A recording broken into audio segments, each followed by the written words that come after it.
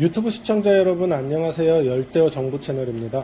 오늘은 어항에 기본적으로 넣어 사용하는 바닥재에 대해 알아보려고 하는데요. 바닥재라고 하면 어항에 넣는 돌멩이, 흙 같은 가장 기초적인 용품인데요. 쉽게 생각하고 대충 사용하면 좋은 환경을 만들어 줄 수 없고 심하면 열대어가 죽을 수도 있답니다. 바닥재는 어항을 예쁘게 꾸미기 위해서 사용하는 용품이기도 하지만 열대어가 잘 살 수 있도록 환경을 만들어주는 필수적인 용품이라고 생각하시면 됩니다. 제대로 사용하려면 바닥재를 특징을 알아야겠죠.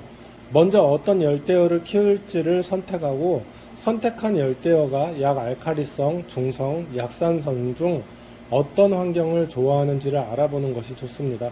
그럼 바닥재 중 중성 바닥재 종류에 대해서 알아보고 중성 바닥재에서는 어떤 열대어들을 키우는 것이 좋은지 알아보도록 하겠습니다.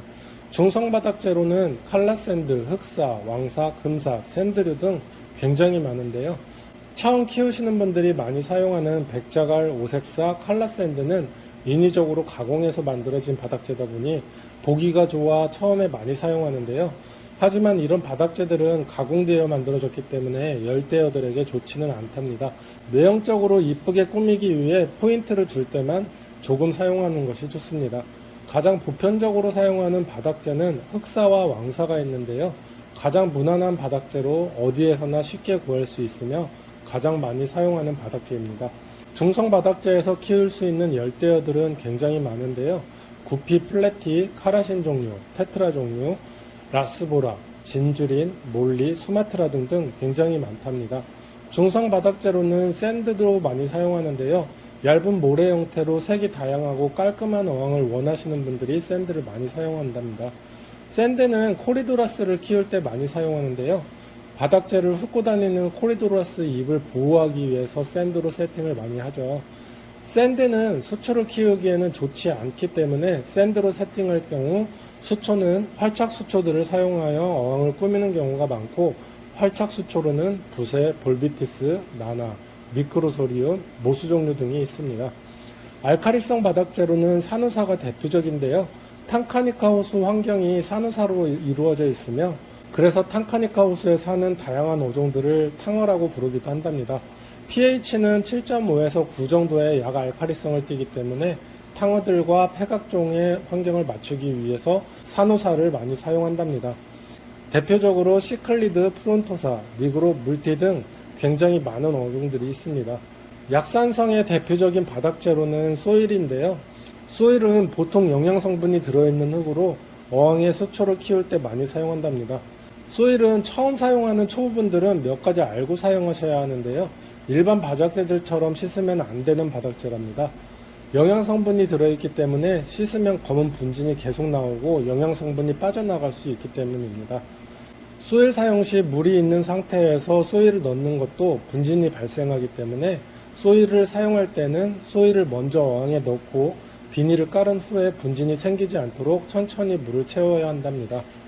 소일은 약산성을 띠고 남미 시클리드 종류, 엔젤, 라미네지, 구피, 플래티, 몰리 등을 키울 때 좋고 비시림프 새우인 CRS, CBS, 킹콩, 핀토 등을 키울 때도 많이 사용합니다. 소일의 종류도 굉장히 많기 때문에 어떤 회사 제품의 평이 좋은지를 보고 골라가지고 사용하시면 될 것 같습니다. 일반적인 열대어들인 구피, 플래티, 몰리, 카라신 종류 어종들은 적응력이 좋아서 약산성이나 중성 바닥재 모두 잘 살아간답니다. 어항을 꾸밀 때 사용하는 수석들도 한번 알아보도록 할까요? 수석들의 종류에 따라서 pH가 달라 어항에 영향을 줄 수 있으며 어떤 성질을 띠고 있는지를 알고 사용하는 것이 좋습니다. 물에 영향을 주지 않는 중성인 수석은 화산석이 있는데요. 화산석은 색깔에 따라 블랙 화산석, 레드 화산석으로 구분할 수 있고요. 제주도에서 많이 볼 수 있는 현무암도 중성으로 어항에 영향을 주지 않기 때문에 비슈림프 새우를 키울 때 많이 사용한답니다. 냇가에서 볼 수 있는 둥근 돌멩이들은 오석이라고 부르는데요. 오석도 중성이며 어항에 영향이 없어 무난하게 사용할 수 있는 수석입니다. 약 알칼리성을 띠는 수석이 대부분인데요. 황우석, 윤난석, 청륜석, 목화석, 필라팍상 등이 있으며 레이아웃 할 때 많이 사용합니다. 하지만 비시림프를 키울 때에는 사용하면 안 되는 수석들이랍니다. 약산성을 유지해야 되는데 이런 약 알칼리성 수석들이 들어가게 되면 수질이 중성으로 변해 비시림프가 죽어나갈 수 있기 때문인데요. 비시림프 새우를 키울 때에는 절대 사용하면 안 되겠습니다. 반대로 시림프 새우인 노랭이, 체리, 블루벨벳, 오렌지, 스노우볼 등의 새우를 키울 때에는 중성 환경을 좋아하기 때문에 소일로 세팅되어 있을 경우 약 알카리성 수석을 넣어서 중성으로 맞추면 시림프 새우들을 잘 키울 수 있답니다. 마지막으로 알카리성을 띠는 수석으로 해구석이 있는데요. 해구석은 하얀색이다 보니 이뻐서 어항에 넣는 분들이 많습니다. 하지만 일반적인 어종인 열대어들에게는 알카리성이 맞지 않아 죽는 경우가 생기므로 해구석, 꽃사노, 조개 껍데기 같은 것들은 시클리드나 탕어 종류에만 사용하는 것이 좋습니다. 오늘은 어항 세팅 시 기본이 되는 바닥재에 대해 알아봤는데요.